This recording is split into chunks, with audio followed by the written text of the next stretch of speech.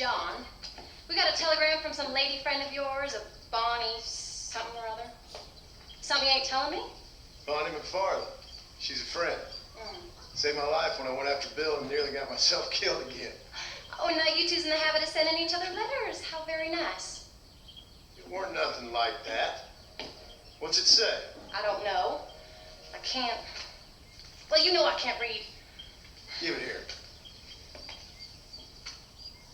You read that thing out loud? I ain't hiding nothing. Dear Mr. Marston, stop. Need corn sacks. Stop. Emergency. Stop. Weevils and moths ate entire county supply. Stop. Can you help? Not exactly the most romantic request now, is it? I guess not. She saved your life, you say? Yes, ma'am. Well, then you're gonna have to help her and her family out. We've got a plentiful supply of corn sacks over near the silo. About the one thing Uncle didn't manage to have stolen while we was gone. Okay. Hurry back, John. And John, what's she like? You know, a little bit like you, I guess. She's a woman in a man's world.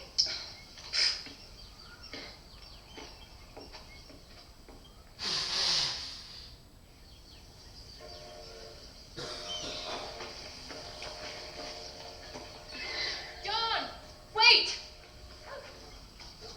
Maybe I should meet this McFarland woman. Well, come on then. Let's get going.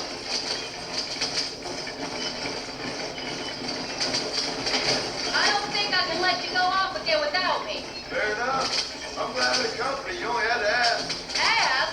I was waiting for you to ask me. I thought you'd want to keep an eye on the boy. Oh, while you were off cavorting with cowgirls in the next county?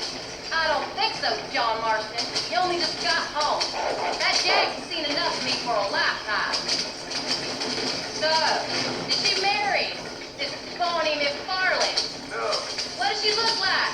I don't know. Pretty normal, I suppose. Normal? What? Normal like me?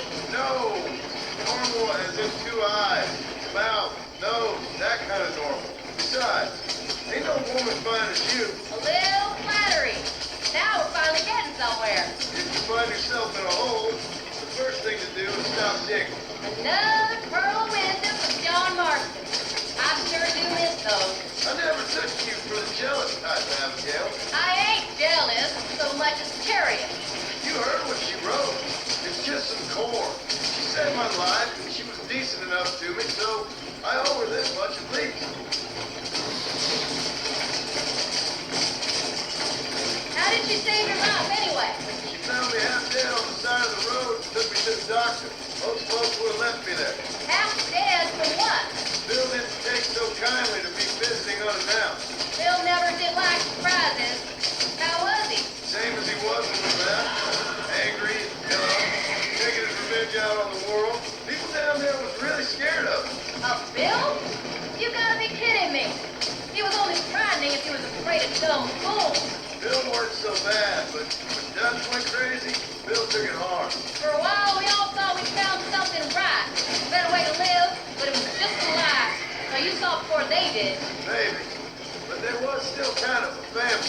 A family that left you for dead. You knew the truth, John, and they hated you for it. Where'd they take you? Who? Those government bastards. Where'd they hold you and Jack? I ain't sure. They kept their eyes covered there and back. Can't have been too far from here, though. They treat you right? It ain't the first time I've had a gun to my head, John. You're forgetting your marriage proposal. Very funny. No, they learned pretty quick what would happen if they laid a finger on me.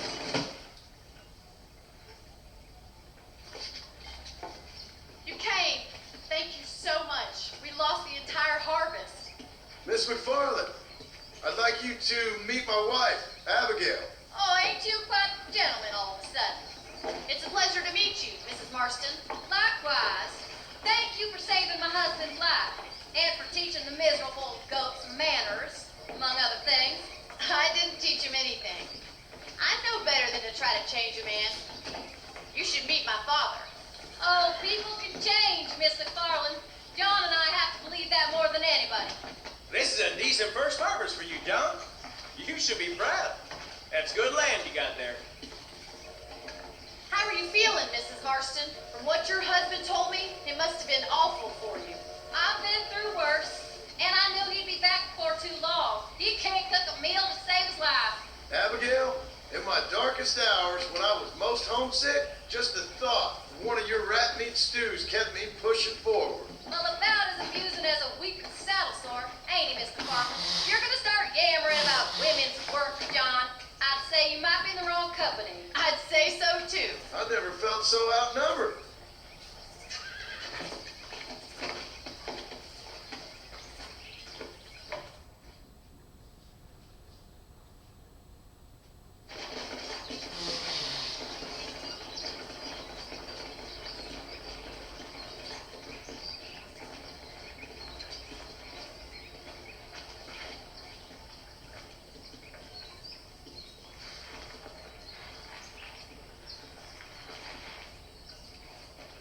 Ma'am?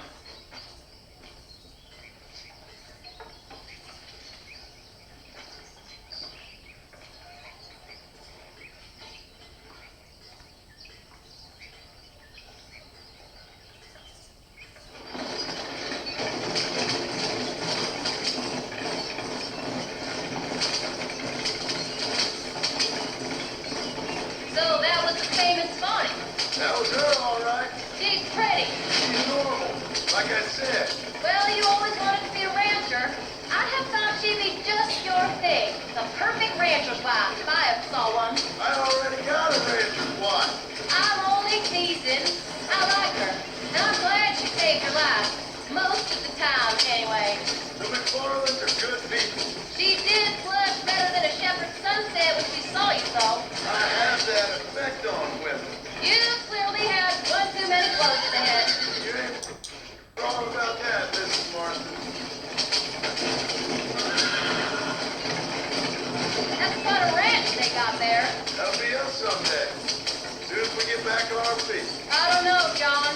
How many times can we start again? An outlaw and a working girl. We ain't exactly farmers. We are now. Forget that life. Oh, Do you really believe that? we have to. It's the only way we'll ever have a future. The life we led, that doesn't go away. It's never over. You think those government men are just gonna leave us alone now? The old gang's dead. I did what they asked. And that's it? The life, the crowd, forgive us? We're back together, ain't we? Till they decide you owe them something else. Sometimes I think I was the stupid one for believing I could get out. Maybe Dutch, Bill, and Javier were just being honest with themselves. You ain't perfect, John, and I sure ain't. But you're better than they are, than they were. Maybe we can't change. But we gotta try, for Jack's sake. Even if we have to start again 100 times. It's better than going back to what we were. How's Jack doing? Angry, upset. He's been through a lot. I hope he's gonna be alright. It's gonna take time. For a while, his world was safe, normal even. Then it got turned upside down again. He ain't saying much about it. I've tried to talk to him, but how do you explain any of this? What do you say when he asks about Uncle Bill and Uncle Dutch? They were family when he was a little boy. He hides away in those books of his. Wouldn't you? They ain't like the real world done him many favors. Don't stop. I don't want to leave Jack by himself for too long. He's just been kidnapped. He grew up with the gang. That's no life for a boy. I think we should keep going, John. We did our best to protect him. Come on, John. He saw things no boy should see. Well, now we got a chance to make it right.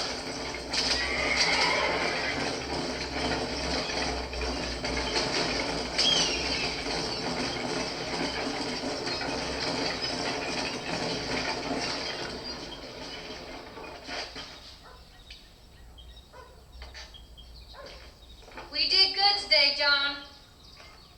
I guess I better go fix us something to eat.